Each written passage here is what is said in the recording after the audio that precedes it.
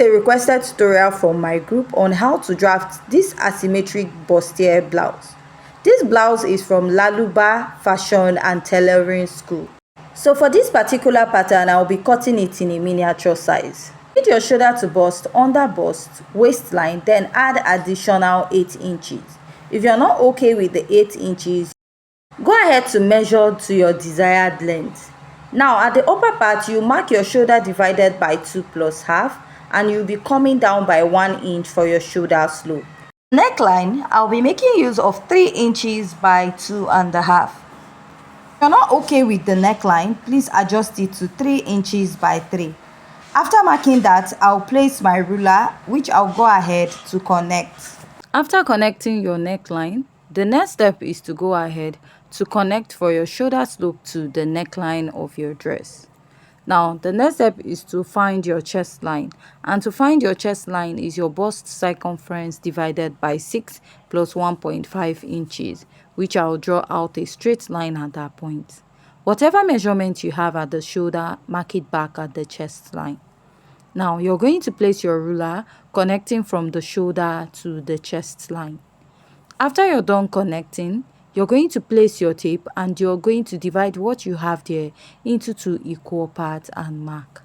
Come in by ½ inch at this point, place your tape and mark your bust measurement divided by 4. You want to connect from the midpoint to the upper part and down to your bust circumference divided by 4. Now, after you're done marking that, you want to start by marking your dart. To mark your dart, you're going to mark your nipple to nipple measurement divided by 2, or you're going to mark your bust span. So for this pattern, I'll be using a straight dart and I'll go ahead to connect. Now, from this point, I'll mark the midpoint of my armhole to connect. Now, if you don't want to use a princess dart seam for this pattern, you can use a shoulder dart, which is more easier for a beginner. So after marking this ½ inch at both sides, I'll leave that for now. I'll go ahead to connect my dart at the lower part.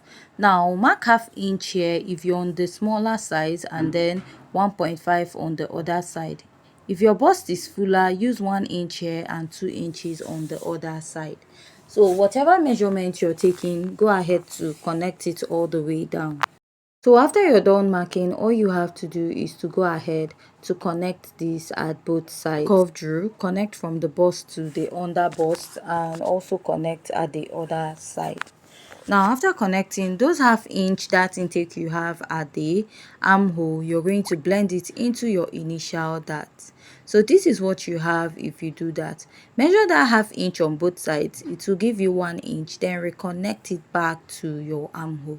That is if you're using the princess dart pattern for this dress. Mark your bust circumference divided by 4. Measure that dart intake, replace and add your sewing allowance. Mark your under bust measurement divided by 4. Pick the dart intake, replace it by the side, and add your sewing allowance. At the waist, measure your waist measurements, divide it by 4. Then you're going to pick your dart intake, replace it, and add your sewing allowance. Mark your hip measurement divided by 4. Pick your dart intake, replace it, and add your sewing allowance. The next step I'll take is to go ahead to connect from the bust, under bust, waist, then down to my hip point, or down to the blouse length rather. So after you're done marking this, I'll go ahead to use my marker to outline my pattern to make it more visible for you to see. Next is to mark my bust dart. To get your bust dart is the difference between your shoulder to waist in front and your shoulder to waist at the back. My shoulder to waist in front, let's say, is 17, and the shoulder to waist at the back is 15.5. If you take out 15.5 from 17, you're going to have 1.5, which is your bust dart. Then I'll go ahead to connect. All these measurements, I'll replace it or mark it back at the side. After marking out, this is what I have. Now let's go ahead to alter this pattern. So first, there are 2 ways of going about this. You can go ahead to blend your pattern, that is cut it out, then use your sellotape to hold it, then draft out the design that you want, just like when you're doing your dart manipulation. Now the second method is you can just go ahead to connect your pattern and draft it, but when you're doing this, you have to be sure. right? So I connected from my neckline all the way up, and from here you measure how deep you want your bustier area, the neckline to be.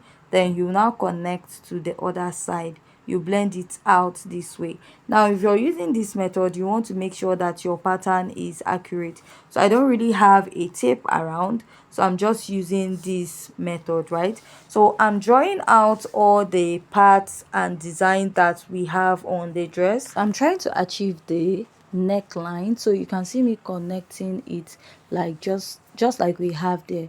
So you can come down by 3.5 to 4 inches from the waistline, then blend out your dart. So for this side, the size of your body can actually determine the this side of your pattern.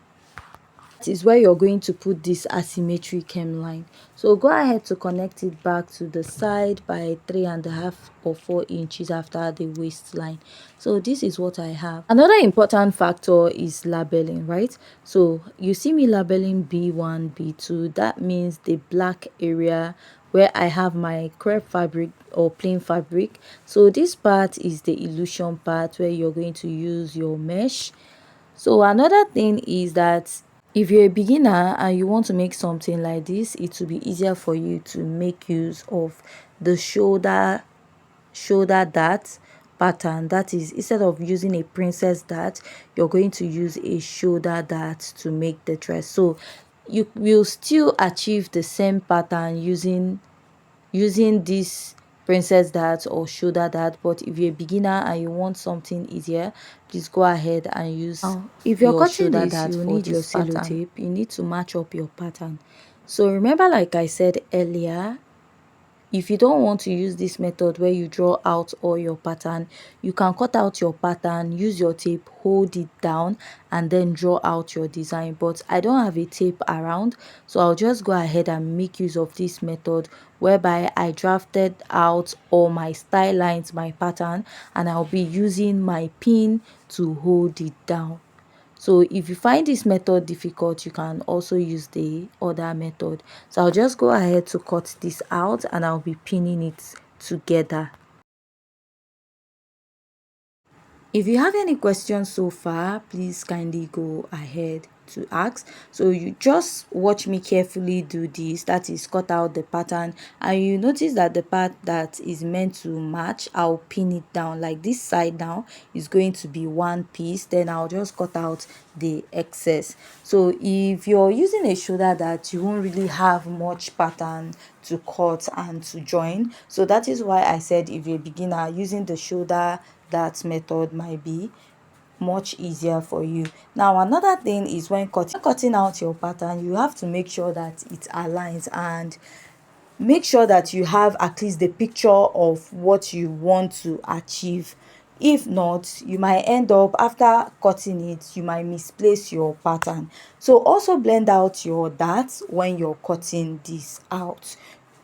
Make sure you're very careful when cutting this so that you will not misplace each pattern for another side. If not, you end up achieving another dress altogether. So if I join my pattern, this is what I'm going to have. So if you have any questions so far, please kindly go ahead to ask.